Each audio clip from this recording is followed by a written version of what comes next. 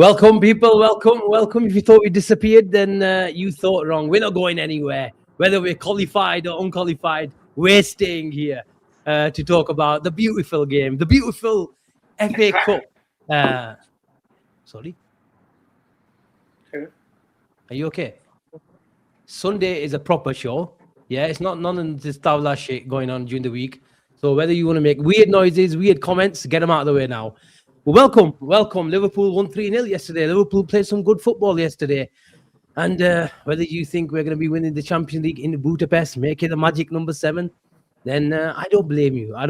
We're here to believe. We're here to be very, very hopeful. But we're going to discuss a few things with the game, the players, the manager, of course, and the bigger picture. But welcome. It's me, it's Avi, it's Jake, and of course, Gene in the house. It's a full house today. Make sure you like and subscribe, hype and like the video as well. And if you're new to the channel, subscribe to the channel as well. And Jake, I'm going to come to you. What's going on? You went to LA, am I right? I was in Vegas. Okay. I was in Vegas was it, for the last... Oh, but it's a Super Bowl, of course. Yeah, I was there for the Super Bowl, just hanging out with some friends, getting some golf in, enjoying the weather. Are you good at golf? Nobody's good at golf, all right? Unless you're watching somebody on TV, they're most likely not good at golf. And really? I fall in that bracket as well. No, man, it's a tough game. So you're not allowed to play golf if you're not good at it. You never played at a decent level. You must have a handicap. I guess the same rules don't apply for creating YouTube content. How you're allowed to make YouTube content even if you're not good at it, right? Ask your boy on X about that. You're not qualified. Oh yes. Avi, what were you saying? Asking for his handicap? I thought he might have a handicap. It seems as if he's... Yeah, my handicap's probably like a 15, 16. Oh, do you know what that means? It's not bad. It's about average. I mean, you look like one of those guys who like tries to fucking like make a swing of things. Pardon the pun, but you just miss the ball all the time. Are you one of them? I've always been a cricketer, Asim, to be honest. I was an all-rounder. And today, let's get the elephant out of the room. Typical Asian, yeah, all-rounder. What a game today. Hamara India, tomorrow India here. Congratulations to India. And commiserations to Pakistan. It's okay. It's all good. He's the biggest flip-flop. Behind the camera, boys, he sports Pakistan. In front of the camera, he sports India. Am I right? All I'll say was a great spectacle. It was a great spectacle. I don't watch. I told you I fell out of love with cricket. Obviously, I got the score because there was a million WhatsApp groups going, but I didn't watch a ball. I didn't watch a ball at all. And to be honest with you, it's become very political as well. Very political. I heard there was no handshake today. Cello, see what happens. But there were handshakes yesterday. Jake, Liverpool won 3-0. What did you make of it? There was a few rumours around that Mamardashvili will get a game. So your thoughts on that? If Alisson just keeps his place throughout the season now, even in the cup competitions, obviously League and Champions League goes without saying. And then Rio as well, who I thought looked really, really bright with his cameo late in the game. But general thoughts on the game and the team? General thoughts, I would say, as far as the team performance, I thought we played really, really well. What I was most pleased about, and I talk about it on the show as often as I can, is the intensity level from the players. It just seems, and I'm not saying anything that people that are listening to me now don't already know. When we play with intensity, we just are so much better, whether that's on the ball or off the ball. When we're playing with that intensity, when our press is on point, we're just a much better team. When Slot wants us to play a little bit more conservative, a little bit more quietly, if you will, even out of possession, that's really when we're at our worst, it appears. So to see us pressing as well as we did yesterday out of possession, which ignited our attack, in my opinion, that's when we are at our best. So I was pleased to see that. As far as the team is concerned, I don't think the manager's taking any risks, taking any chances. He knows the FA Cup is one of the bigger competitions that we're still alive in. You can probably write off the league. I'm not breaking any news saying that. So because of that, he's probably not going to take any kind of chances by playing a lesser squad. And if that includes playing Alisson as opposed to the backup keeper, that's probably the line of thinking with that. And I don't have an issue with that at all. Side note, I thought Alisson was fantastic yesterday. I've seen a few people, taking a dig at him the last couple of weeks, not really for his overall performances, but maybe some minor hiccups here and there, some moments where he might have some, his typical Alisson blunder, but he's still an elite world-class keeper, and that was on display yesterday. I thought he had a fantastic match. Overall, great win for the team. 3-0 performance. No complaints for me. Yeah, 100%. I thought we showed some effects of the Sunderland game. Any team going up in midweek against that team, physicality of Sunderland, and that pitch as well. That was a really heavy pitch. I thought some players more than others showed even the effects of it throughout the game. And we'll come to that later on. But I thought after about 10, 15 minutes, Brighton, one of those teams, and the manager touched on it in his presser, and even pre and post, that they play football. They like to play through the lines, and they've got some decent, really good technicians in that team. They rested a few of their players, but they've always had a go, and they will always have a go. But I thought after 10, 15 minutes, we worked it out, and we looked at a much better outfit for it. Asim, I thought for the first. Your mic is not great, Avi.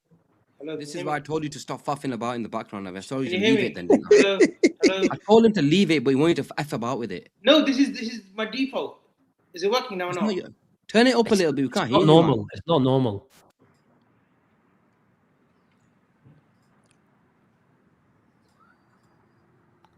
This is so unprofessional. Absolute tawla. Chin, you can take that question. Look, Asim, I agree with you. I thought of after that first, 15, 20-minute spell, Liverpool, once we started to play, we played really, really well. Second half, I thought we were fantastic. But I agree, and I completely agree with what the manager said, Asim. Brighton are a team that want to play football. Brighton are a team that will come out and, play the ball on the deck and try and break through the lines and create chances. They're a good team, but they're not an elite team. And I was speaking to Jake in the background about this. Yes, they're a good team. They play good football. They can hurt you at times. It's good. It's pretty on the eye. But once we settled, we looked like an old sort of Liverpool. It did roll back, 12 months, 18 months, you want to call it, where Liverpool would come out, they'd play well, we'd, hustle, harry the opposition and not give them space. And we hurt them whenever we could. And there was a lot of good performances from certain players yesterday, and obviously we'll speak about most of them on the show. But it was to win 3-0 at home in the FA Cup now, move on to the next round. We can only be happy. There's obviously, I was happy with Salah, I was happy with Kerkez, Szoboszlai, even Maka to an extent wasn't too bad. And look, we can only beat what's in front of us. The important thing now is momentum, and that is the key. Can we take these last couple of wins? Can we take the momentum into the next 2 or 3 games? Because if we can get a winning streak of 2-3 games, it builds a lot of confidence, and then who knows where the season will go. But all in all, I was really impressed with that performance yesterday. And obviously, look, you tweeted at halftime. For me, obviously he's Avi's boy, but Milos Kerkez was fantastic yesterday. It was his performance that stood out a country mile compared to the rest. And you even called it. You said give the man of the match to him at halftime. Yeah, it was a bit of a tongue in cheek. You never know; those things can go really wrong, Jake. But I thought he was brilliant. I think it's only right if we speak about Kerkez when that idiot comes back, Jake. But Jake, I was going to say, look, should we get overexcited? Small steps, of course. That's the bigger picture tonight. I think that's the theme of Liverpool's performance in terms of our reaction. Small steps and encouraging signs as well. But we played good football against footballing sides this season. Should we get overexcited? Because there are some fans saying, look, we've turned a corner and all that sort of stuff. But what I would say in defense of that contingent is only a few days ago, we played probably arguably the most physical side in the league on their patch, and we controlled them as well. So there's every right to be encouraged. Yeah, listen, with every strong performance, you need to be at least a little bit encouraged. There's no need to play the game or even watch the games if you're not going to take the result and the performance for what it is. So in that regard, yes, it's a step forward, absolutely. But at the same time, like you guys have mentioned, we do perform significantly better against sides that want to play football. We know that already. The teams that give us trouble aren't the Brightons of the world. And yes, we're coming off the back of a win away to Sunderland. That was absolutely a huge step in the right direction in fixing our issues against those types of teams, that want to shut down Park, play in a low block, and then hit you on a counter. And even though we won, we controlled the game. And I don't want to, to rain on the parade from that match. There's still significant room for improvement from that performance. But like you said, it's baby steps. It's not going to go from 0 to 100 overnight.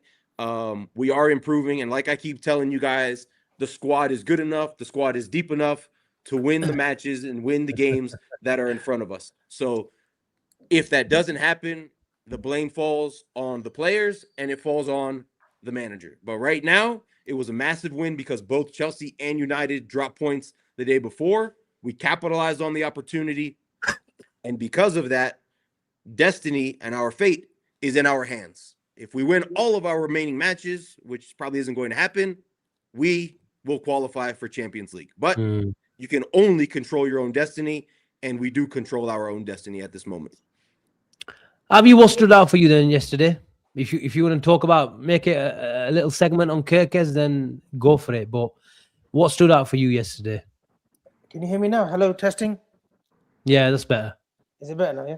Thank you. Yeah. I've got to sort these. I've got to get a fucking microphone. Look, Asim. Look, the team is improving. There's no doubt about that. 4 wins out of 5. And I'll allude to the City game. I thought we were unlucky not to walk away with that result. Jake, just mute you. Out of 5. 4 wins out of 5. Yeah, Jake, just mute it. Bournemouth. Just a Bournemouth and City.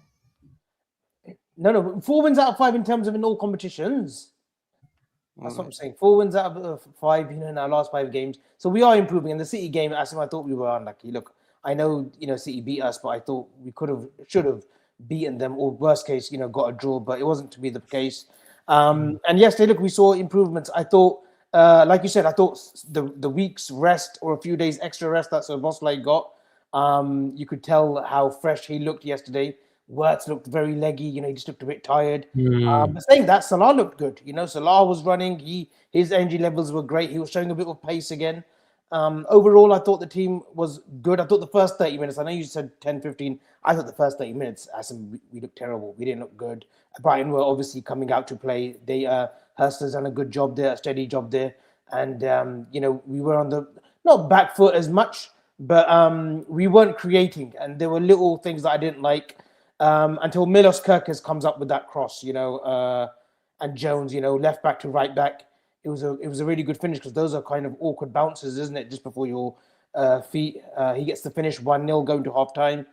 I thought Kerkez first half, Asim, he was man of the match. And, look, he's come.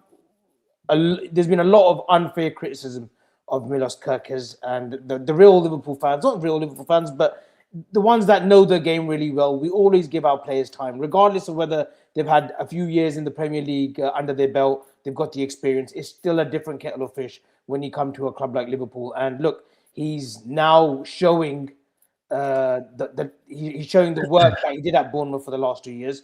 We're seeing the fruition of it at our club, coming onto the ball, running, taking his man on, the pace, and his delivery's getting better. He's putting in good crosses. He's better with his passing.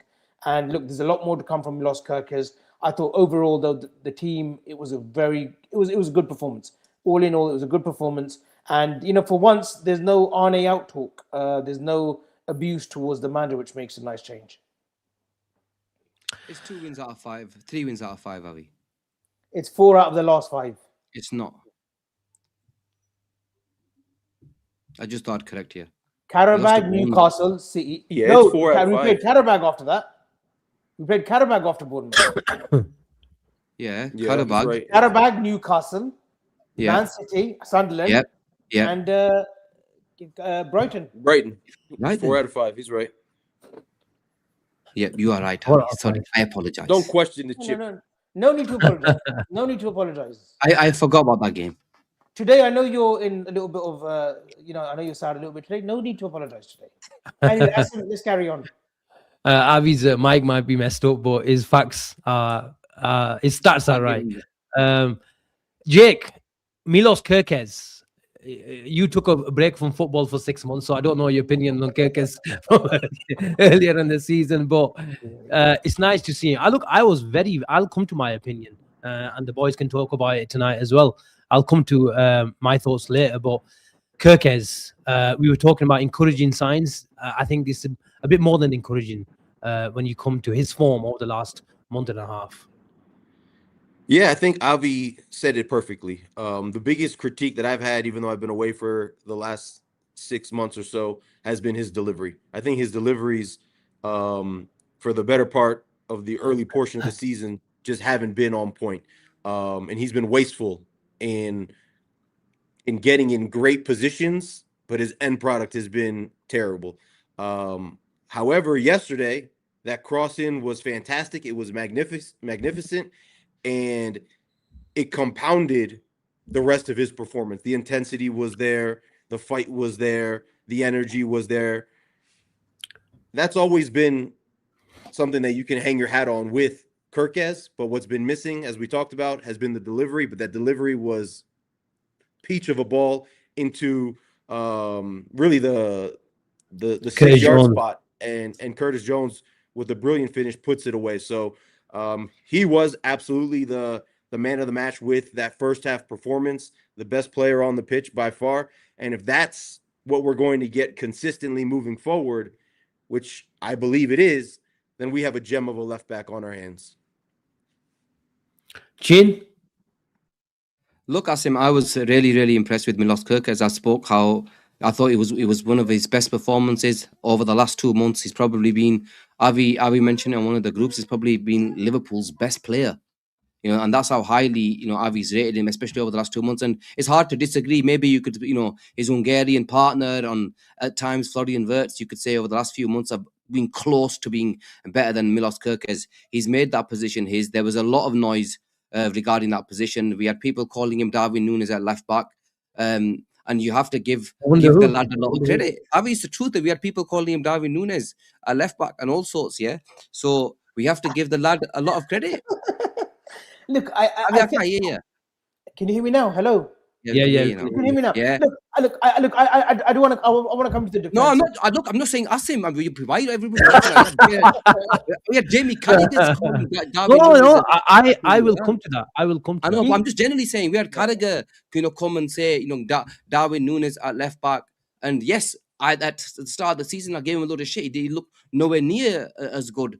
As a left back that we thought we bought the best left back in the country last season, and then he didn't look anywhere near. But you have to give him credit. He's come in, so he needed his bedding in period. 3 months later, boy, he's been brilliant, and I just hope his form continues, because if he can continue playing the way he's playing, then we've got a left back for a long time. But the thing with him that I love the most, is I love his tenacity. I love the way he's always up for it. His intensity levels, Jake mentioned, fantastic. That is what I want in most footballers. You can have the technical ability. I can respect that.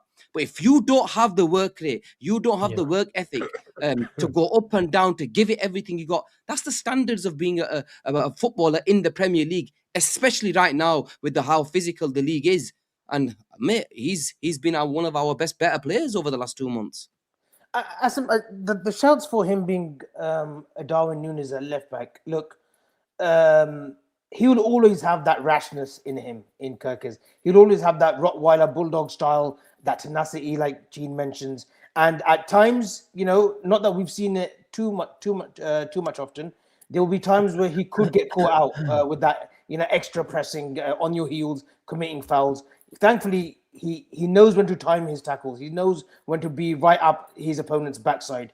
And yes, at the beginning of the season, his decision making, especially like his crossing, was poor. His awareness, I think it was his awareness more than anything. He didn't know his bearings or his surroundings. Yes, there's shouts that he was. There were signs of like bozo moments, you want to call it, or Darwin Núñez moments. But the way he's responded and the way he's sort of settled in now, he's anything but. There's more awareness. He's looking out for his pass. He's looking up a lot more. He's making the short passes, making the long passes, We saw the assist for Ekitike against Newcastle, and people said it was a simple pass. It really wasn't. It really wasn't when he picked out Ekitike, who, you know, it was a great finish from Ekitike, who stood up Malik Thor. And then yesterday, whips that cross in. He's got variables in his delivery, and I think we will see a lot more of it. We've seen it for Hungary. We've seen it at Bournemouth. This boy can pass a ball, and not only pass a ball, he can put it on a sixpence as well when he needs to. And just before you go, Asim, I just want to bring out this comment, out of tune. To be fair, this channel only bothers to read comments that are paid for. We just chat amongst ourselves. Jones, Kathy, I don't know if that's a shot or whatnot. Just want to say that we do highlight comments that we bring up towards later on the show. We have a little segment, 5-10 minute segment, where we already start the comments that we want to bring up towards the end of the show. So it's not just super chat comments that we read up. We will read everyone's comments, the ones that we feel that I beg to differ, Avi. I think we're the only channel that actually puts up comments that are not paid for. Yeah. Just go elsewhere. Just see how much they do it elsewhere. Yeah. I'm not having to dig at anyone else, but I'm just defending ourselves. But on the defense of myself on Kerkez, nice segue to the thingy. People are saying, Jamie Carragher told him, said that Darwin Núñez, our left back. I said that before Jamie Carragher. Hands up for that one. But with all due respect, I think it was true at the time, and I think there's the only way that Kerkez could have gone is in the right direction. What I would try to reiterate, and I was saying it, and it's just not the benefit of hindsight here, is everything that I had a problem with Milos Kerkez earlier on in the season was, generally speaking, on the ball. On the ball. He had no problem with against the likes of Saka, Minte, Madueke with the Arsenal game at Anfield. He's always will be. He'll lock down the best wingers in the world, even in his sleep, whether he's really confident or not, because that is his strength, the legs, the recovery pace. Then there was a bit of, how can I term it, reckless tenaciousness. But now it's calculated aggressiveness. I think that is the best way to term it. And he'll always be on his ass because he's that kind of guy. You can't take that natural tendency out of a player. He'll be on his ass at the age of 36 as well. Well, maybe not, but you get my point. But his recovery pace gets him out of those situations. Yes, there has been some moments where you can run off him, that Bournemouth second goal. But any left back, they're not perfect. Any defender, they're not perfect. Any footballer is not perfect. But my concerns were in possession, because we're an in possession based team.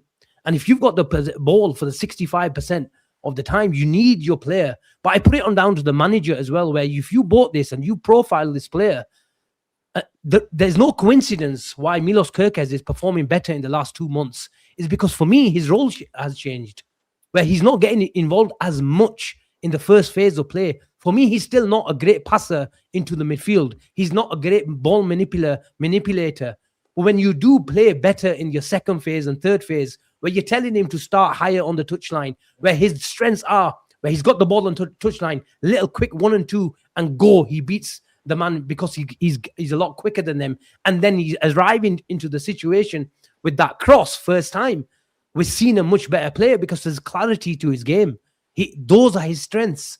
And then obviously he's got a really, really good recovery pace, even when he's really high up the pitch, and he helps in transitions. So I think you have to give the manager shit for trying that out, because for me, we thought he's a Mendes of PSG, and maybe it sort of trickled over with the obsession of the 3-2 build-up in PSG's side, and we thought this guy can just be a plug-and-play option, and we can profile him to our Mendes. He's not a Mendes, and I don't think he'll ever be a Mendes. But now what you're seeing is he's ahead of the ball, similar way of Andy Robertson's game, matured out over the years. He became really controlled, as we've seen even now in the last couple of weeks. Sunderland is a perfect example, his delivery.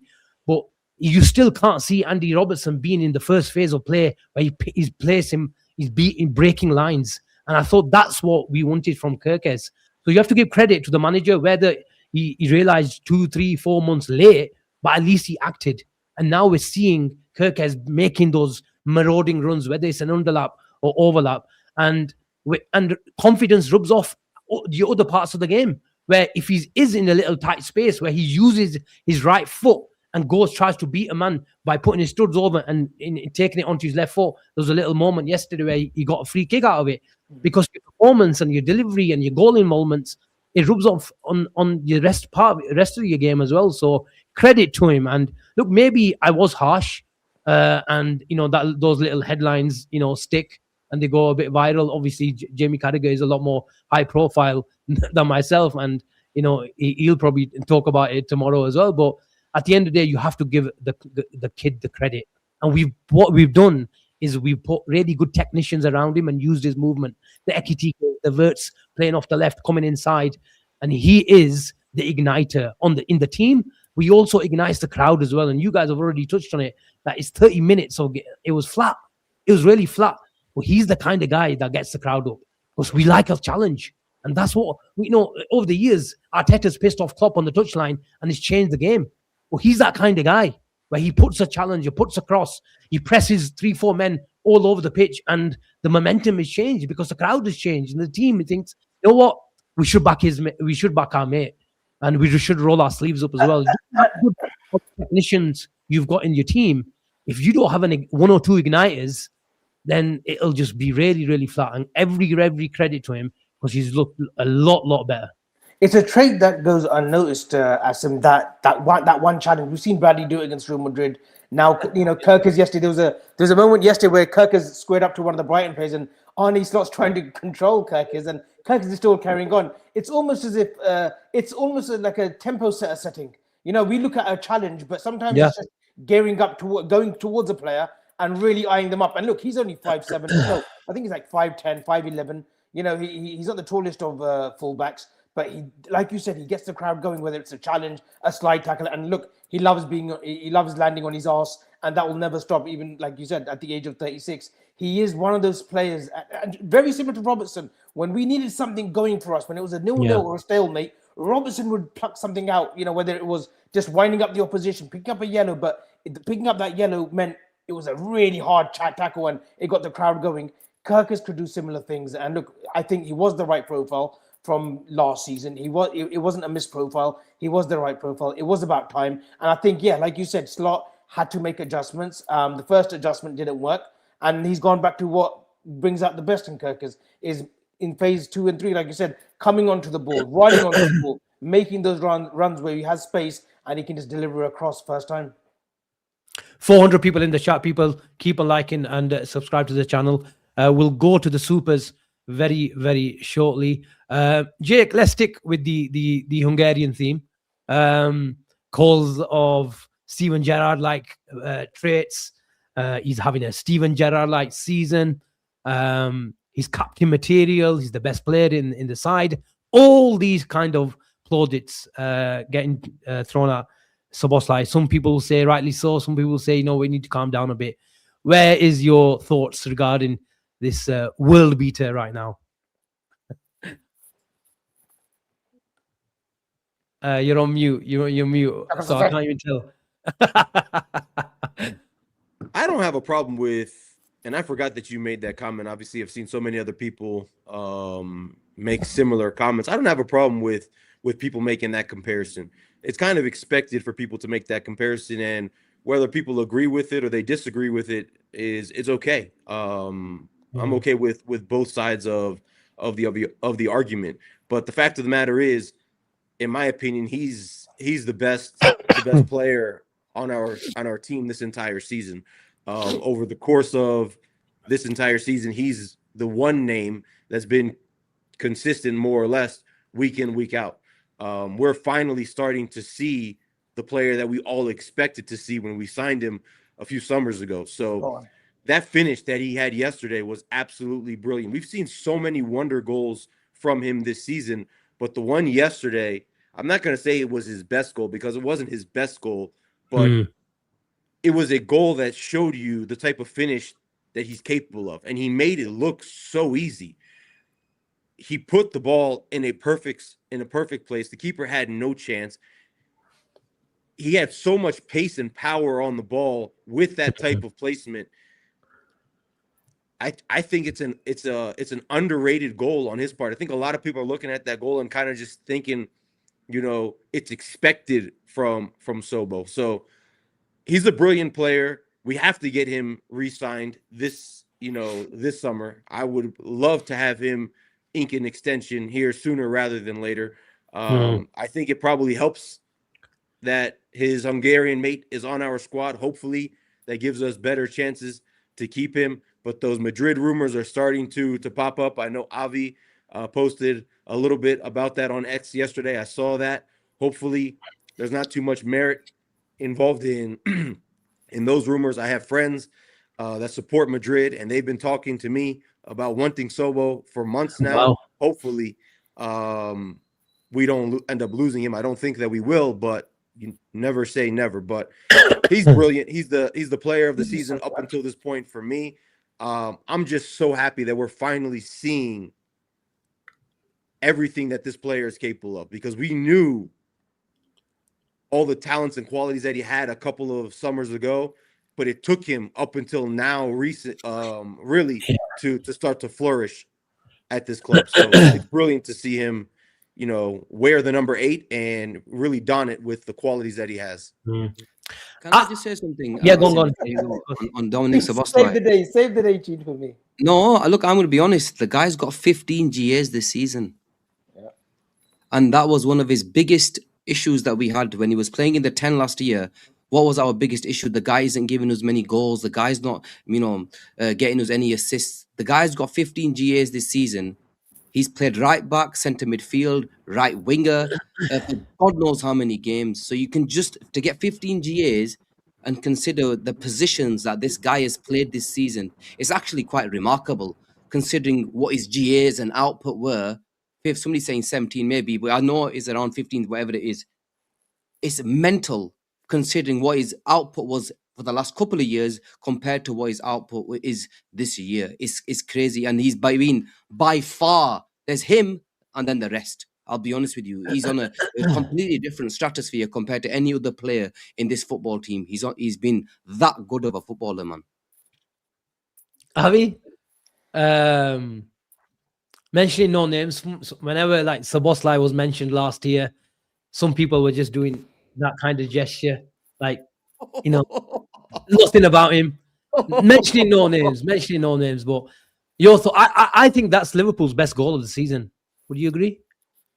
I don't think we talk highly enough or enough in the last 24 hours of that deft touch from Mohamed Salah. Oh yeah, of course he made it. Layup, but the way he just drops that pace of the ball and it lands beautifully for Szoboszlai to hit it first time. That was majestic. And credit to Cody Gakpo, who saw that pass out to Salah out wide. That's what we missed, that cross-field pass. And I thought Gakpo had a good game, but that was a beautiful pass to set that particular pattern of play, and then Salah's touch, and then Szoboszlai's finish. Look, Szoboszlai, I'll tell you right now. Look, I have never had an issue with the quality that he possesses. I've seen the player at Salzburg, at Leipzig, and look, every manager that he's worked through, Marco Rose, Jesse Marsh, have said this boy has got it in abundance, and he has. What we haven't seen, what we're seeing now, is the full production. Like Gina says, 17 GA. We haven't seen that production in the last 2 years. We've seen the first 6 months of his, the first 3-4 months in his tenure under Jurgen Klopp. The 10 men against Newcastle, the Wolves game. I remember out away to Molineux. He was the marathon man. He was working hard. He was producing. He was producing. There was quality, and then he had this sort of flat 4 or 5 month in his first season. Last season gets off to a banger, scores away to Man City, and is an integral part. And then there's a little bit of a fall off, the PSG game, and after that season, after that next round of fixtures towards the end of the season, there was a natural drop off. This season, though, from game one, Asim, he's been the complete package. Whether it was the Arsenal winner, whether it was scoring yesterday, the free kick away to Bournemouth, doing it on ugly days where we've lost, but he's the only one that's shown up. We're seeing the full production. So if he... Can I ask you a question? No, not yet. And ask nicely. Okay. Don't fucking shout over the mic with spit all over your face, idiot. If he gives us a full season and beyond, like he has to do this over the course of the next year or so, the next 2-3 years, then there is calls for him to be a world-class player. There's calls for him to be the best midfielder in the world. He's on his way. I can happily admit that he's on his way. Is he there yet? No. Is he a Steven Gerrard? No. Let's navigate away from that. And he said it himself. Is he one of the most complete footballers in the world right now? Oh yeah, he's got everything in his game, Asim. He's got everything in his game. The only one thing, and maybe people can correct me, is his duels. Is he a jeweler? Is he a good? I've hardly ever seen him in a 50-50. But does he? And people can say no. I mean, he's a jeweler. Everything else about his game is passing. There's a pass yesterday, first half. I mean, that pass to Salah, that was an amazing pass. That's a pass of Javi Alonso's book or a Gerrard's book. He's on his way, but he said himself, don't say that I'm a Steven Gerrard. I'm a Dominik Szoboszlai. And he has every right to be that. Look, Hungarians have never been blessed with footballers. Yeah, they've had the Puskas, they've had, Kerkez now, they've had these Zoltan Geras, but Szoboszlai is that next one. He's the one that they've got high hopes for. And look, there is that Leo, whether we like it or not, if Real Madrid come knocking, there's dreams of him wanting to emulate the great Puskas. And if they come knocking, I find it difficult where he says no. But look, he needs to know that Liverpool are the only club in the world that will give him the limelight, will give him the shine. He can go to Real Madrid, but he'll be another Vinicius, another Bellingham, another Trent, another Mbappe. Will he get the accolades there individually than the accolades he will get if he stays at Liverpool? That's the big key thing for him. And I think, and I hope that he actually realized that Liverpool is his centre stage. I personally can't see Real Madrid paying £100 million for him, because that's what Liverpool would demand right now this summer. With 2 years to go. With 2 years to go. It'll be between 80 to 100 million pounds, won't it? Yeah, no, 80, 100%. Yeah. Madrid won't pay that amount for him. You're right about that. But what you do have to worry about is losing him on a free in a few summers. But then would Madrid want him at that age? He's only 25 How old is he right now? 25. So he'd be at 27. Yeah, maybe on a free. Yeah. Well, 2 years is a long time. Yeah, you're right. And you're right. They're not paying 100 million for him. But Madrid don't pay 100 million for almost anybody. But my only question here is, I think we've learned a harsh lesson in the last 3 years when it comes to contracts. Yeah. I don't think this season, as much as they'll get flack for it, I don't think Richard Hughes will stand for him just to sort of reel us in and say, I want to wait. There's no chance of that happening. But Gene, in a funny way, for the club side, do you think it's a bad time to start negotiations?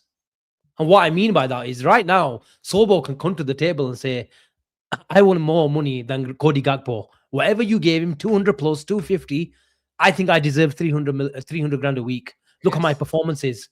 So do you see what I mean? Yeah, I get exactly where you're coming from, and I think that's what Liverpool. But there's a reason why Liverpool waited for Van Dijk and Salah. They waited until April, until their thingy was gone, simply because they wanted to see what their output was going to be. They both gave up unbelievable seasons, and they both got the contracts they wanted. Look, Szoboszlai is going to demand. Let's be honest with you, Asim. The way he's played, it'd be stupid from a Liverpool perspective to sit him down right now. He's going to say, without me, you'd be fucking sat in 16th. Let's be honest. Yeah, we'd be in the bottom half of the table if it wasn't for him. And he's been that good that you have to, what he's got time is there's still 2 years. I think they'll sit down with him. And it was telling what he said a few weeks ago. I think it was a couple of weeks ago when they asked him about his contract. He said, yes, but, we're going to see what happens. I don't think Liverpool have even really initiated real talks about his contracts as of right now, because they don't want to end up playing 300 plus, because that's what he's going to demand. When you give Cody Gakpo 250, if that is true, Asim, because I don't know if that is, but from going by what the journals and everybody's saying out there, if you've paid him 250, you can imagine what the others are going to ask for. But I think the club will have to say to them, listen, my man, the reason why we give him, you have to be honest and say, look, there's going to be a reason why there's going to be a sell-on fee. He might not be here for another year or two. That's why we have to give him that so we can have some sort of sell-on value. But can you sell that to Dominik Szoboszlai? Probably not.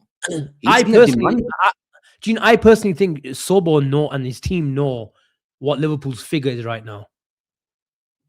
And probably do. And you know what? Salah's mate gave him a little boost yesterday, calling him one of the best players in the world.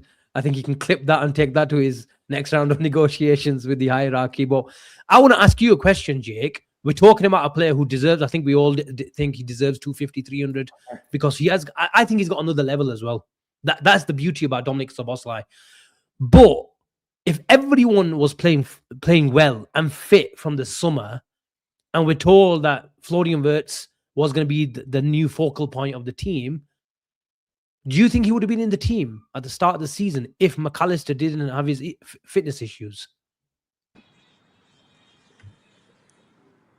It's hard for me to say no. I know we all sat here and we talked about what our lineup looked like heading into the season, and Sobo was the one guy that all of us kind of agreed on that was looking like potentially being the odd man out. So I get that, but he just offers so much and he's so versatile in the qualities that he has. I'm reluctant to say that I think he would have been left out of the squad. I mean, obviously, I don't know for certain, and I can't say that he wouldn't have been left out, but his qualities are qualities that managers dream of. These are the players that are normally the first names on a team sheet for any type of manager, because as Cheen talked about earlier in the show, what any manager wants is a player that's going to wear his heart on his sleeve, give you the effort, run up and down the pitch, may not always, produce magical moments on the ball. I'm not only talking about Sobo here. I'm just talking in general. But when a manager's looking at putting a player on the team sheet, first thing he's looking for is this guy going to give me what I expect from him today? And with Sobo, you know what you're getting from him. 10 out of 10 performance as far as work rate each and every single time he steps out on the pitch. So it's very difficult for me to say that he would have been left out. But at the same time, I'm caveating that by saying we were all on this show earlier this season, and he was the one name that we all agreed was most likely outside looking in. So it's very difficult to answer your question, but I'm still leaning towards no. I agree with you. He was in our teams, but I don't think he was in Slot's team, personally speaking. I just want to come on to the Szoboszlai talk. A young Steven Gerrard, when he first came through, was banded around the whole team, whether it was a right back, 45 minutes against Spurs when he first came on, or centre midfield, right wing, number 10, left wing for England. We saw him DM. We saw him for England and Liverpool until there was a certain time where he said, no, enough's enough. AC Milan, look at the Istanbul, the second half of the extra time. He was marking Serginho at right back. He was tackling Serginho at the best times. So, but there was a moment where he said, no, even to Benitez, even to Sven, I need to be a central midfielder. To get the best out of me, I want to be central. And Sven-Göran Eriksson was still sort of floating this idea around of Lampard and Scholes and Gerrard off the left or Scholes off the left. Szoboszlai, I think he's key as well in these contractual talks, if it's with Liverpool. He needs to say that, look, I want to be the mainstay, but in the midfield area. I don't want to be a right back. Like, even in a worst case scenario, don't put me there. Don't want to be doing these shifts, left wing, right wing, whatnot. I want to be a central midfielder. My best years now, between 25, if he signs a 4-year contract, between 25 to 30, 29, 30, has got to be in my best position. And I know even at Hungary, he's often out wide off the left or in the 10 or in the midfield area. But this next 4 or 5 years, and it's more for him, because you don't want him to be, yes, he's an all-rounder, and yes, he's a versatility player, but the great players, they actually don't want to be, they don't like that term, versatile. Like even Owen Hargreaves, he mentioned it once on TNT. He goes, I could do right back shifts for Bayern at Bayern Munich. I could do centre midfield roles at United. I was a number 8 at times, but I just wanted to be a DM. That was my folklore. That was my speciality, to be a DM. I think Szoboszlai, when it comes to contractual talks now this summer, he's got to outline that his vision, doesn't care about Arnie's vision, but my vision. And he can do this because he's one of the big sort of imposers at the club now. He's one of the leaders now, coming into his 4th year. I want to be integral part, and that means being in the centre stage, in the centre of midfield of this. Well, I mean, you've been talking about over the last 24 hours that you don't like him in midfield with Wirtz in the number 10. Can you explain that? What do you mean? Szoboszlai wasn't a natural midfielder when he first broke through this team, or even at Leipzig, or even at Salzburg, Asim. It's a role that he's, again, had to learn, and he's learned it very well. I just see a few deficiencies with him and Wirtz, because I think the first 30 minutes yesterday was a clear example. They were kind of in each other's way. for the first 30 minutes yesterday. Yes, Brighton had the game, and yes, we made a few changes in terms of like a few squad members coming back and whatnot. But I felt that they were collectively too close together in the forward positions in phase 2 and 3, like you like to mention. I don't think it works against the best teams. We have to be careful whether that's putting Wirtz off the left and then getting an extra sort of protection midfielder in the midfield 3, like a Jones. Say for example, we get a Wharton, a Szoboszlai, and a Buwadi, and then you put Wirtz off the left against the big team. Against bigger opposition, I think those two can get found unwanting if they play together in a 3. But it depends also the number 6 that we get as well. We have to identify a 6 in the summer. But I'm still not keen that Szoboszlai and Wirtz can play in tandem long term. I will stand by this in a 3 going forward. Against the lesser teams, yes, I can see it because we'll have all the possession in the world at home. Away from home, I just think there's something missing there. If that's 1 second, Avi, if that is the case, Dominik Szoboszlai doesn't start for your football club. If Wirtz plays in a 10, let's be honest. For me, yeah, because I've already outlined 2 midfielders that I want in the summer. So Dominik Szoboszlai don't get into your team. Asim, we've had this conversation 2-3 weeks ago. Next season, what do we see our three midfielders like? Yeah. Can I just do this? Jake, he's taking him out.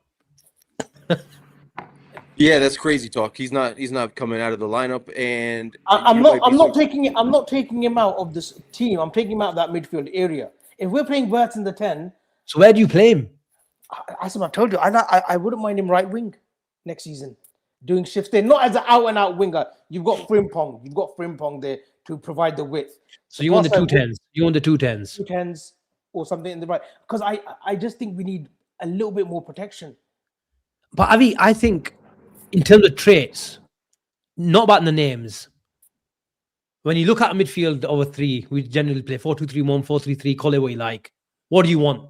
You want a natural DM, but that's Gravenberg's problem because that is a continuous discussion. If he's a natural 6, this and that, he's Ryan Gravenberg. But in terms of profile, you want a DM, a destroyer, technician, ball progressor. Then you want a box-to-box midfielder, which Dominik Szoboszlai is and can be. Yeah. And then you want the natural 10. So why are you concerned of him being in a part of a double pivot? I get what you're saying. He's got vertical traits, just like Trent did. And that right-hand side was, for me, one of the best right-hand sides in the world. But I think over the last 12 months, he's brought a lot of maturity into the game, his game, especially in deeper areas where he doesn't have to ping it every time. He can wait, he can entice, and then pass it. For me, I think he's matured and he'll continue to mature. But I beg to differ. I think if you can bring in more of a natural number 6, then I think his game excels even more. But I would like to see. So, okay, who would that 6 be? So, who would your midfield be if you got Wirtz in the 10, Szoboszlai, and who else? I'm just asking the question because I want to understand it. You talking to me? Yeah. So, if you like Onana, yeah. I think Onana would give him protection. But I think Wharton Szoboszlai could work. Okay. We've been talking about Wharton and Anderson. Yeah, Anderson has got more defensive traits where he can track that run and he can see himself in the that goal where Manchester City scored, where it was a throwing and then McAllister and Curtis Jones were sleeping. Yeah. I want my DM to track that run, see that run. That is the biggest thing in the DM. The DM sees that run and then reacts. The guy who's just situationally there sees it and then he's too late to it. So that's what why do you think you see even Rice so many times? Gravenberg, to be fair to him, has matured where he goes in behind the fullback and he's on his ass and he plays it up to a corner. I want my DM in those areas, especially when we're suffering. But can Dominik Szoboszlai do that? I'm with Avi there, where I've not seen it as much. Can he develop it? Of course he can. If he's told, like, this is your role for the next 12 months, you need to develop these traits. Sometimes as great as Grav was in that deep line position and in the season, title winning season, he still hadn't had that natural instinct to look behind him. Szoboszlai is great going forward. The marathon man, running engine, we need that. 100% is integral part. But has he got it that way, naturally? Sometimes you just need to read the game subconsciously, Gene, just to be in the right positions. I don't think McAllister's that. But McAllister, last 3-4 games, he's putting in the tackles. We've seen him. But he still loses his back markers. No, I don't think McAllister's great at that as well. Where if you run off him, he ain't got catching you. And this isn't to say, Gene, that Szoboszlai can't get into the first 11, that I've ruled him out. I haven't. I'm just saying that with the way Wirtz is, the way we want to play Wirtz, we want to play him as a 10. There's no way. There's no. He can play on the left. Let's be honest, that's his position. We signed him as a 10. I just think, and I would love to see Wirtz and Szoboszlai together, and I hope this happens, in the latter stages of the Champions League. Against a Chelsea at home, I'd love to see it. Against a United away, I'd love to see Szoboszlai and Wirtz and see how that looks like. I could be wrong. I probably will be wrong. But it's just me. I think they pick up similar positions, and then we're left wanting on that side against a team of like a Boemo, a Cunha, a Bruno, and say a Sesko, or someone even like a Diallo. If those two are in the center, in the attacking zones, and stuck there, literally like in each other's land, we've only got one DM, and I think that would probably be like a Grab and McAllister, and that won't be enough to track those runners. That's all I'm worried about. And look, if he can develop it, Asim, fair enough. And then it could be just a Wharton, a Szoboszlai, and a Wirtz in the 10, long term. And then a Grab and whoever comes in, via rotation and whatnot. I think I think what you're saying, that they're coming into each other's spaces, I think that's more of a Wirtz problem rather than a Szoboszlai problem. Yeah, because and what I mean about it, because he's the guy who's positionless. So at times he's on the right, at times he's in center, at times he's on the halfway line. If we're going to give him the license, then there's obviously different reasons for that. We can't engineer control. He wants to be the extra man, or his natural tendency is just to go and field the ball. At the Sunderland game, he got 82 touches. Yeah. That I think it was one less than Van Dijk. It's bloody ridiculous for your number 10 to field the ball so much. So when that happens, yes, he is going to get in someone's way. But, maybe we need to engineer more control so he can receive it in the right areas, zone 14, if you like, Avi. So I don't think that's a Sobo problem. I think Sobo has got the natural intelligence to mature out wherever he's playing. Honestly, I think that is one of his strengths, that he recognizes the position. Go to right back. He's got Trent qualities on there as well. But talking of right back, I would even say Szoboszlai is probably our best. And I look, Curtis Jones will definitely get some headlines now. I think you'll probably go into that conversation. He was brilliant yesterday, and he's been brilliant when he's had to cover that position too. But Szoboszlai, it could be his best position as well for us. In terms of he's probably no. In terms of he's our best right back. He's been caught out bare times this season at right back.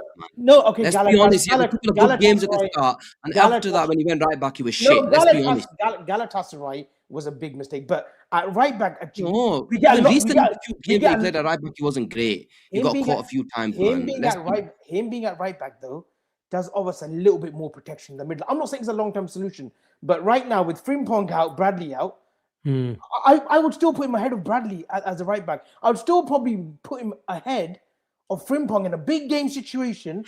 I would probably switch. I'd probably have Szoboszlai as a right back because of the physicality, because of the height, because of his passing range, and have extra protection in the middle of the park. But just to finish it on Szoboszlai, I like him at right back, but I think, and I agree with you. I've said it previously during the season. I think, yes, he's got deficiencies, but I still think he's our best right back. But that's not his best position. I think what you lose from his physicality, and you talking about his duels, I think one of his most underrated problems, and we've been talking about last year when we were defending him, is the amount of attacks and transitions he stops, the amount of ball recoveries that where he shuttles across, whether he's protecting the 10, or whether he's protecting Salah in the vacated area or the overlapping right back, the amount of times that he mops up on the touchline is ridiculous. So he snuffs out danger at source. And I think that is one thing that we don't talk about enough, and he doesn't get enough credit for it. Where we don't see an attack develop is because of his legs get across there. So Curtis Jones, Jake, we're talking about right backs. Obvious talk. Gene, hyped up all the whole fan base saying there's a massive feud between Curtis Jones and the manager. How did- कुछ नहीं होया, कुछ नहीं होया. I didn't say anything. I'm only joking. I'm only joking. I just put the video I out. thought Curtis Jones had a really, really good game. And one of the reasons why we engineered control in that game was Curtis Jones, I felt. Yeah, listen, Avi's been talking about Curtis Jones, you know, since I met him. And he's starting to slowly find his footing. He's becoming a little bit more consistent. We used to see flashes of brilliance from him, then he would get injured. I think one thing that's going, I don't want to necessarily say unnoticed, but they may not be getting the attention that it deserves, is the manager is doing a brilliant job of keeping players that are known for getting injured, like Konate, maybe like a Curtis Jones, more fit than we're accustomed to them being fit. And he talked about it when he took the job. And that was something that he said he was doing a really good job of previously, and that we could expect to see some improvement in that area. And since then, I've kind of talked about it here and there, because we saw some of those improvements last season, and it's carried on over into this season. So where I'm going with this is basically to say it helps that he's been fit, for Curtis Jones. That's always kind of been the drawback with him. He would take a couple of steps forward, and then he would get hurt and have to sit out for 2, 3, 4, 5 weeks at a time, and then kind of have to start the process all over again. He's been consistent for the most part of this season. We can rely on him. The feud with the manager or with the club or whatever exactly is going on in the background was discouraging, to say the least, because we're now starting to see this player flourish a little bit, show some consistencies, and when we actually want him to, you know, take that next step forward and be a mainstay in the team, now we're talking about potentially losing him. So that's discouraging from my end. I don't know if there's any truth to those reports or not, but this is a player that we need to keep for depth at the very least. I know he probably wants more of that. I'm not necessarily sure he deserves more of that just yet, but the ceiling is there. The potential is there. There is absolutely at least one more level for this player to step forward, if not more than that. I think there's more than one step, but there's a minimum of one step more that he's capable of reaching. Yeah, 100%. Jin, Curtis Jones yesterday. I know Kerkez has been really good over the last month and a half, and his form has really, you know, come on. But I think just in isolation, I thought he had the freedom is because he had someone like Curtis Jones in the first line where he can come in midfield, connect with the other midfielders. McAllister has got an extra body to connect with. He looks better in short spaces, as we know. And Liverpool were in a position, if they lost the ball, Sheen, that it wasn't gung-ho because we had bodies in the center of the pitch protecting our two centre-backs. And if Curtis Jones was in the first line, then Kerkez could get a bit higher as well. I thought, and there was one instance where they're an aggressive pressing team, as we know, Brighton, but Curtis was really deep, but had the ball near Alisson on his left foot. I don't think Bradley or Frimpong could be. Then they won't. No, I agree. I don't think they have the calmness, the technical ability, and the left foot to play that little dink ball over to the opposite fullback. And then Kerkez played an inside ball. I can't remember, maybe it was Szoboszlai, McAllister, and we were out. That is the kind of press resistance you need at the elite level, and that's what I've been crying out for. Yes, he's not ideal, he far from it. But if the more, you know, footballers we get in our pressing in our first line, I think we can be, you know, much better for it. But I thought Curtis Jones was brilliant yesterday. He was. He had a really, really good game. And to be fair, Asim, look, the couple of cameos that he's had, I think the last one was pretty decent, but the ones before that, he wasn't great when he came on. But the game before that, when he came on, he made a difference against Sunderland. And then obviously yesterday, I thought he played really, really well. And look, even in the mid-season, Asim, he was the guy that was coming out on the left-hand side. He was the one that was building up. Him, Kerkez and Verts had a good little thing going on that left-hand side, on the Liverpool left. And yesterday, he's on that right-hand side. Good footballers know how to play football. Yeah. Curtis Jones is a good footballer. There's no doubt about that. He's a brilliant manipulator. The way he receives the ball, he's not scared to receive the ball on the half turn. He can do practically anything when the ball's at his feet. He might not be able to be the best crosser of the ball when he's on that right back position, but boy, can he play football. And yesterday, you said it perfectly, Asim. He gave us an extra footballer. He gave us an extra man in midfield, which allows the likes of the Gravenberches, the McAllisters, and all the players that played yesterday an extra body that helped out when we needed. And one thing with the Kerkez is he does gives you intensity. He does give you that where he'll go out and press if he has to, and because he's got energy, and not every player has the energy that Curtis Jones has. And look, I was really impressed with his performance yesterday, even though it was at right back. I don't want to see the lad go. I'll be honest with you. I don't want to see the lad go. I know. Look, we'll be honest. We don't want him to see the lad go, but I'm not willing to pay him 200 plus grand a week. If I'm honest. Do you think he leaves? Do you think he leaves? I think he leaves. Yes. Harvey?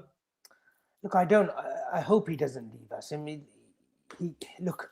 This is a player. Yes or no? Yes or no, please. Can I wax lyrical over Curtis Jones, considering you two fucking preferred a Mill Smith Rowe over him years ago? Please. That's bullshit. That's bullshit. It wasn't bullshit. Don't say lies. It was true. It was true. Do you know what? At least you know admits to it. You won't. Mr. Tactical Badaya, Mill Smith Rowe. You're playing at Fulham right now. Anyway, listen. Forget all that. Curtis Jones. Look, he's a filler, isn't he? And I don't think he'll appreciate that, but he's a filler. And he's a good filler at that as well. He fills that right back, centre mid, LCM, left wing. We've seen him do shifts there for under Klopp. A 10, which is his natural position, which he will never get to play at Liverpool. Look, Asim, there's players who carve out a great career. And even though they'll never want that title of just being a squad player, they should be happy of the situation that they've dealt with. He will still play 40 games. If he stays fit, 40 to 50 games, whether it's appearances, coming off the bench, starting game, he's still a very important squad player. What if he doesn't want that? I think that's good. I think at 25 years old, he needs to make a decision. Can he go to a Spurs, a Newcastle, and be like an integral part of their midfield? Maybe he could. He definitely has the talent. At Liverpool, he just won't be able to showcase his true talent because we've got a Wirtz, we've got a Szoboszlai, we've got talent in abundance, and we are going to buy two midfielders in the summer as well. I would pay him close to 200 because I think that's the going rate now. 25 English, and look, he never lets us down whether it's coming off the bench. Sunderland, he was should have scored against Sunderland as well when Salah or Wirtz teed him up. Yesterday, he scores, makes that run where Kerkez crosses it in, and he was very assuring in possession like he always is. I would pay him because we need a squad full of 24 now. We need to be in Arsenal. Arsenal have got two players for every position. We need depth. And Curtis Jones should be told that, listen, you will get enough game time. You are integral. You are the local lad. State your claim. Like if someone gets an injury, state your claim and just do it. Consistency still is key for him. Still needs to be consistently better. He's a player who should be scoring 10 a season. Regardless of where he plays in this team, he should be scoring 10 a season because he is a goal-scoring midfielder. That's what he was in the under-18s, under-21s. Even his early career, he was still getting goals. He's only got one, and yesterday was his first goal in like 25 games and whatnot. I would give him a new contract. Yes, Asim. Sorry for the long-winded answer. I thought I'd go. So I know what you would do, but is he leaving? What do you think the club does? If they get 40 million, I think he's gone. Jake? Homegrown's an issue, in the summer. Yeah, homegrown is definitely an issue. If you're asking me what I think is going to end up happening, I don't think the club is going to pay him 200K plus a week. There has to be some middle ground, Asim. 170, hopefully he signs. I think he's on a 50K a week. Like he deserves to be paid more than that. Oh, he won't be on 50K, man. Right now? No, right now. He's on a very shitty contract right now. 50K? Someone go on Capology. Yeah, Jake's more on that. Can someone go on Capology, please? Okay. But do you think he signs though, Jake?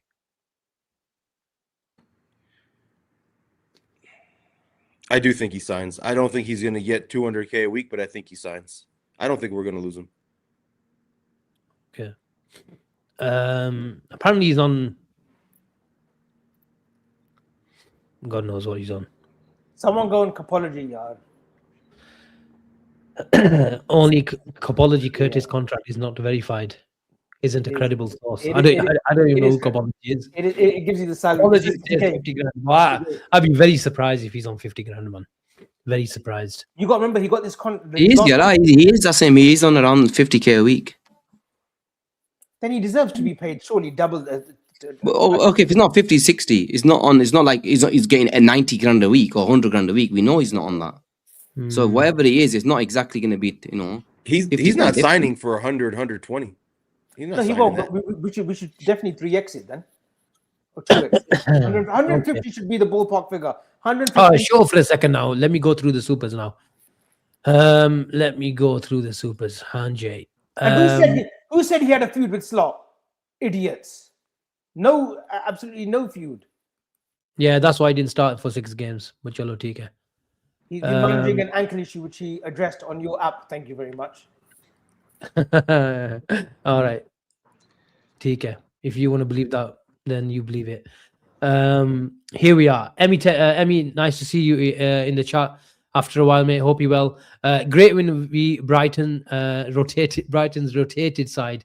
A bit shaky in the first 20 minutes. Next leg, 10 league games are must win. Standards matter. Still slot out. Well, Abby was talking about at least slot out brigade. I've shut up, but Emmy's been at it since day one, to be fair. But look, he's right. The next 10 games, the league games, the bread and butter is what matters. FA Cup, to be honest, if we win it or not, yeah, it'd be nice. But like he says, the league games is what's going to decide his future, in my opinion. SJ, big up, always supporting the channel. Smart from Diomande, keeping it respectful to Leipzig whilst also using his dad to say, come get me Liverpool. We know it's your dream too, not just your dad's. We'll come on to Diomande once we've done with a few individual performances from yesterday. Let's keep it moving. Le Salah, Diomande, Aminte on the wings, pace and power. Guys, I beg you to check Emmanuel Hernandez at CD Olympia. Real deal.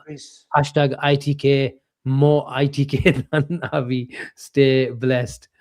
It doesn't make a brain surgeon to be better than him, mate. I'll tell you that now. You know what? One thing we've achieved, if we haven't achieved anything, since we started doing BNR, we've created a community of ITKs. But I'm loads of them. What do they call it? Understanding bearer of it all. Nice. It's like, it's nice when my name is mentioned, but please, Rabde Vastal Salah. My name is spelled AVY, not I. Please. Oh, shut up.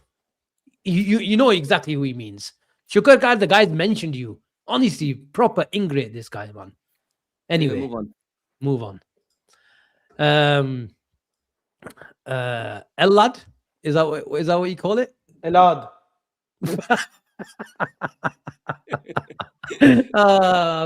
Kamara from Villa will be the move, in my opinion. Well, I want Onana. He was Kamara.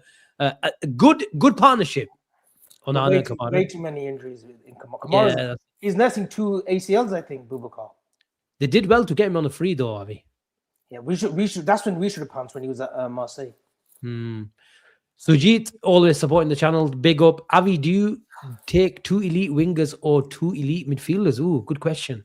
Well, I should know the answer to this, because you think we're not buying 2 elite wingers or 2 wingers full stop, because that's what you were telling me. But the day after on Twitter, you changed your opinion. I mentioned 3 wingers. You mentioned 3 wingers. No, I said you mentioned another one yesterday. What's his name? Buzimana today. Yeah, you mentioned him as well. I mentioned all bases. No, I'm not. Covers all bases. Listen. I am not. Look again. You're putting words into my mouth yet again, Asim. I have said. Okay, look. First of all, when you say elite, who is really elite out there that we could get? Is Barcola elite? Would we all agree Barcola is elite? Elite potential. Okay. Do we say Nico Williams is elite? No. Is Anthony Gordon elite? No. Is Diomande elite? No. Potential. Okay, so look, so they've all got potential. They've got the ceiling. So just let you know that it's very hard to get elite wingers out there or elite midfielders. I've always said I want. You know what he means. You know what he means. Yeah, I know. I would like, just to answer this question, I would like 2 elite midfielders, Buwadi and Wharton. I like. They're not elite. No, but he means they are. elite, potentially who could be. Yeah. Maybe Sajid's super chat. Yeah, why are you fucking shitting on someone's super chat? Korea, but he's from Australia, man. I'm shitting on your fucking suggestions. No. Wharton and Buwadi would be my two choices. There's loads of midfielders who can come in and do a job. Wharton and Buwadi would be my first choice as two midfielders coming in over two wingers.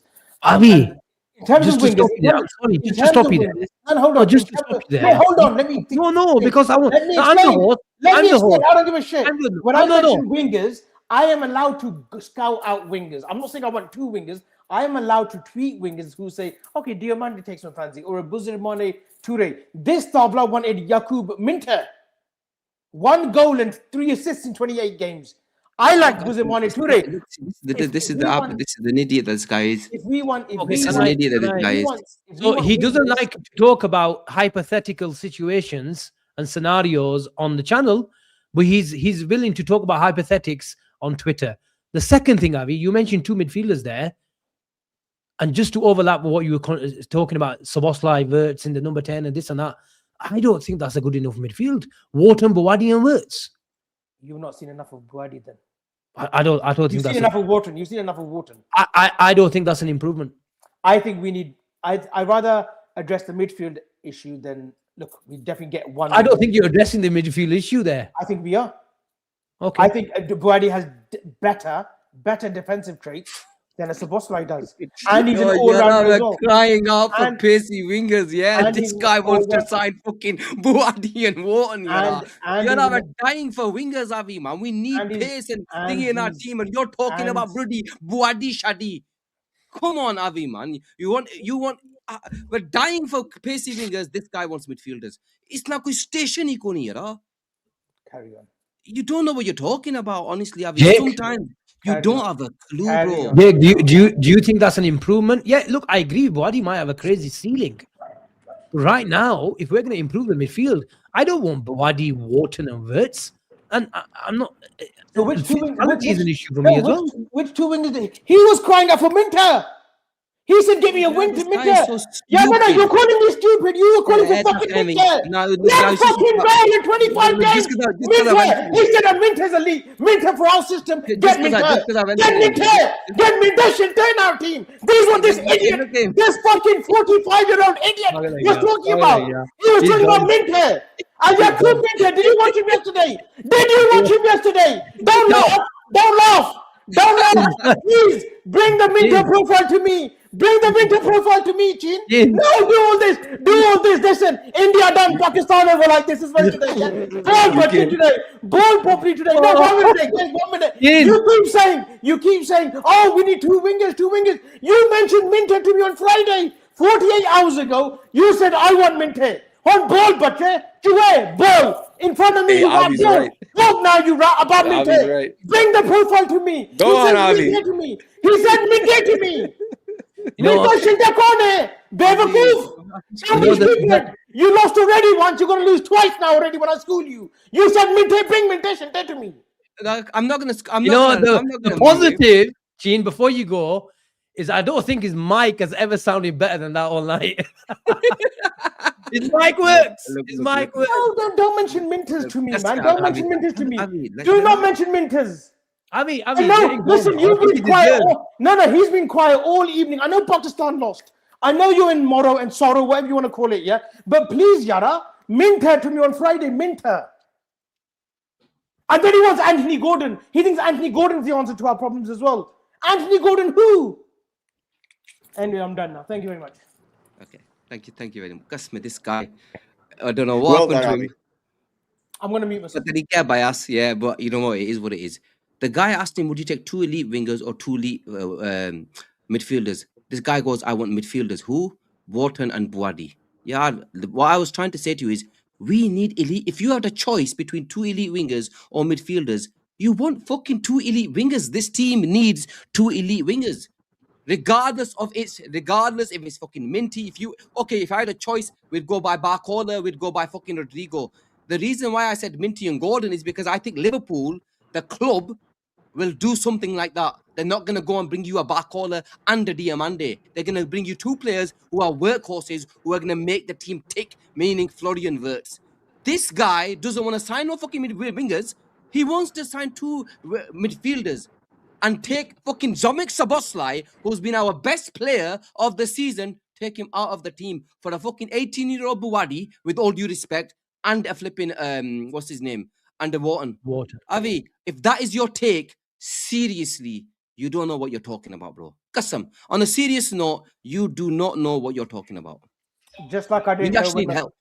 just like I didn't know that McAllister was finished and he was probably going to leave this summer, and you said, no, what are you talking about? He's Argentinian, man. He's going to be our future captain. You said he's going to be our future captain, for God's sake. Just like your dad said you're going to sign Semenyo and Gay. Just like your dad said you're signing Semenyo and Gay.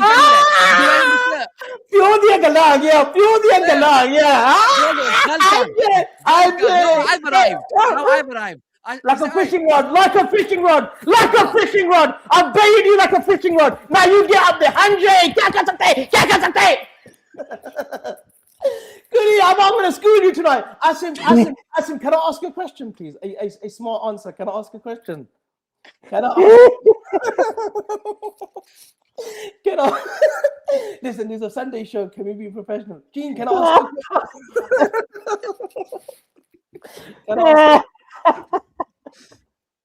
Avi, why did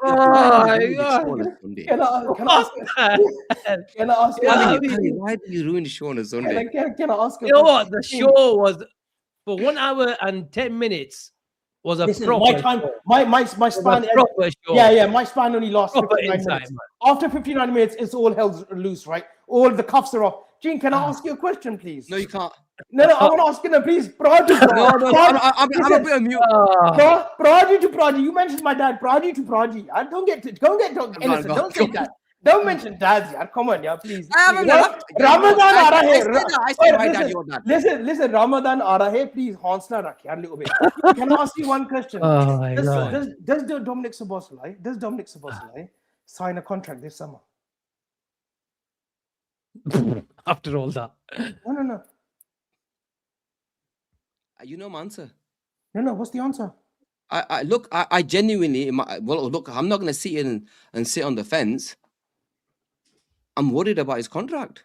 Yes or no, Gene? I'll say this calmly now. Yes or I'm no? worried about his contract. Whilst Gene's thinking about it, I think Dominik Szoboszlai signs a contract in the summer. Thank you, Asim. Even though I didn't ask you the question, thank you for the conviction.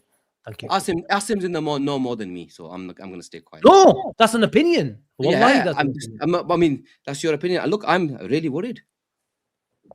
Okay. You don't think I'm not really worried about Szoboszlai's contract. I'm actually really worried about it. It worries. I get the concern, of course. Asim, you're confident. Asim, I wasn't concerned now. I was concerned 6 months ago. Yeah, he was to be fair. I said it on the thing. If you guys, it's not like a new thing to me that it's a concerning. So I'm worried. If by June, July, 300, and this Real Madrid thing is not a joke. So it's actually a serious thing. If by May, June, July, he hasn't signed a contract, does the club try to offload him then in August? Or do we let him do what Konate's doing right now? Or a Trent has done, or a Salah or a Van Dijk has done? That's just my question. That's all. I think we sell Jake? First of all, let me take a step back and start with this. Well done to Avi, because if you guys are going to have a go at him for him listing players, forget the word elite. The question was elite, but it doesn't really matter if you're talking about what standard you're talking about, whether it's elite, whether it's, world class, whether it's, average, whether it's above average. It's indifferent on what the quality is. Basically, the quality is do you want better wingers or do you want a better midfield? I don't agree with Avi's answer and going in midfield. So I'm going to agree with Sheen there. But if you're going to have a go at him for the players that he's choosing, you also can't go ahead and name subpar players that are going to come in here and try and fix this thing. So I agree with Avi on that. But Sheen is 100% correct. There is no argument to be made here. If you're asking me right now, do I want 2 midfielders or 2 wingers?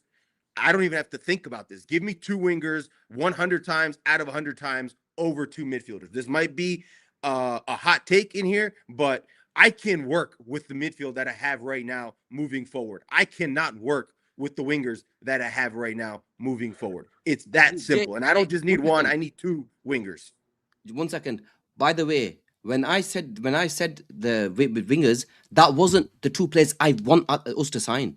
I said this is what I think Liverpool are going to do, meaning they're going to go for pace and power. They're going to go for two players, Minty and Gordon as your wingers. Not, I'd want Minty over flipping Yan Diomande. Not that I want Minty over an Elise. Of course, you want Elise over any of these.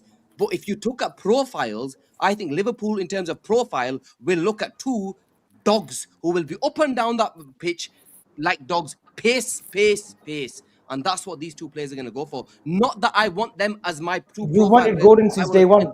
You wanted Gordon since day one. Gordon, look, Gordon I've wanted, but I'm not going to sit here and say Gordon is the be-all, end-all. I've been wanting Gordon 2 years ago. The whole chat knows this. But the Minty one, you have to understand, I don't believe Liverpool are going to go and spend 200 million on two wingers this summer. That's the honest truth.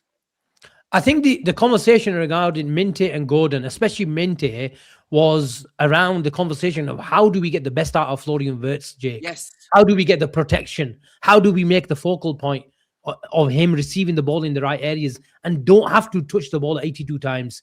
We want him to receive the balls. We don't want him to, like Szoboszlai last year, do you want your number 10 to just always be tracking and covering for your right winger? And because our focal point was Salah, and you can't replace Salah, but we've gone about it the another way, and then it was also overlapped with the conversation of how do we get the best out of Ekitike and Isak. Like maybe in the summer it was Isak, but obviously things have developed now where Ekitike has to play. So if you're going to play two lads up, we're going to play Wirtz, in the number 10 position, then you need a balancing act. Whether, you start one winger and you put one winger on the bench, whether you play a 4-2-4, whatever you do, and you bring two wingers, they have to be of a certain profile to make sure that you cater for those, world stars. And the manager was talking about a Murphy type of profile. Now, obviously, we don't want a Murphy, but we were just exploring those ideas. Hence why Gene mentioned the likes of Minter, where he puts a shift in. Izzy or an Elise in terms of output and everything. Even Gordon, yes, he had one really good season at Newcastle, but one thing he gives you is for the number 10 or even the left back, where Van Dijk played that little chip ball over to Kerkez. If your winger is high, how many times have we seen that Van Dijk ball over to Gakpo on Diaz? But Gordon, he's got the appetite to run in behind. And I think that's what we lack now when we've got our wingers in Salah and Gakpo. We've got too many players who want it to feet. But Minty and Gordon might be a question mark on their output. If you've got the focal point in the number 10 as Wirtz, you've got Ekitike and Isak up top, then whichever winger is playing, there is like a real good balance in terms of on and off the ball dynamic. So I think, there's a bit of context missed in the conversation. Asim, I still expect our wingers, I still expect the club to look at wingers who will get us numbers. Whether that's 25 GA wingers, that Minter is not. Gordon, there's question marks whether he is. Yes, he's had a better few weeks, and I mentioned that the other day. Like, look, I'm kind of warming to the idea of Anthony Gordon, but is he on my top 3 choice? No. We will still look at numbers. A winger who can genuinely I agree with you. A genuine winger who can get us 25 to 35 GA. I agree with you. But what these nerds also do, GA in a season. But what these nerds 35 is normal for wingers. What these nerds Diaz was doing that at Liverpool. 35 GA, come on. 25 to 35. 25 to 35. This guy's going to give you 35 GA, bro. This is what I mean. I said 25. You just said 25 to 35 GA. Which winger gives you that? Diaz was giving us that. Not many wingers give you them numbers, Avi, man. Diaz, Avi, what I would say, Avi, is yes, the nerds will look for output, but they're more interested in the underlying numbers rather than if someone is that's why they never fancied Darwin Núñez, even when he was thinking, because he was taking a lot of low value shots and all that sort of stuff. Anthony Gordon, for example, if they think he's taking 2-3 low value shots, but getting output from those low value shots where they can feed him in better areas and all that sort of stuff with the better quality of players and a better foundation from a Liverpool team, they will be more interested in that because they think they can scale it up at the right age, at the right profile, around the right players. So I think it's just, we can't take output at face value because these nerds are not interested in that. They look further. Are we done? I think there's a few more supers. Sujit, again, if Barcola is not elite, then how come Wharton is? I don't think Wharton is elite. Sajid, your I question- don't think Barcola is elite as well. No, I think, look, respect to Sajid for the super chat. I think his question should have just been, Abby, would you prefer 2 wingers or 2 midfielders to come in? And then we could have named the wingers that we want. To say elite, there's not very elite players out there. And again, that's a conversation. That's that's another whole conversation of who is elite, who isn't elite, who is good, who is not good, who is well crossed and who isn't. So, look, I would love Barcola on the left. I would love Barcola on the left if there's our rumors that he's unsettled at PSG or he wants to leave and come to the Premier League. Barcola would be one of my top 2. There's news that PSG want Diomande to replace Barcola. Bayern Munich as well, Diomande. Listen to your dad. Listen to your dad, Diomande. Listen to your dad. Let's keep it moving. Is in the house. Diomande, Gordon, Tonali in summer. Thoughts? There's 2 Newcastle players there. That's not happening. That's not happening. Do you know what bite your hand off with those 3? You give me them players that bite your hand off right now. Yeah. You tell me who wouldn't want them 3? I would too, but I don't think it's happening. No, it's not happening, but you take them, of course. I would take 2 out of the 3. I wouldn't want Tonali. Who's the 2, Abby? I'll take Diomande and Gordon if that was offered. Okay. Tonali and Curtis Jones swap. Would you take that? No. Would you take that, Jake?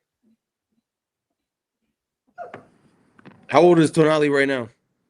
25.